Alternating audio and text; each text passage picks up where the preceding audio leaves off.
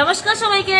আজকে আমি বললাম একটা পজিটিভ বার্তা নিয়ে। পজিটিভ বার্তাটা তোমরা প্রথম থেকে শেষ অবধি তোমরা ভিডিওটা দেখো, তাহলে তোমরা বুঝতে পারবা আসলে ভিডিওটার মধ্যে কি কি আছে। তো ইতিবাচক বার্তা ফাউন্ডেশন, শান্তিনিকেতন ডিজিটাল মিশন, আমাদের ত্রিপুরা শান্তিনিকেতন মেডিকেল কলেজ ও হাসপাতালে হতে যেতেছে এক বিশেষ আয়োজন।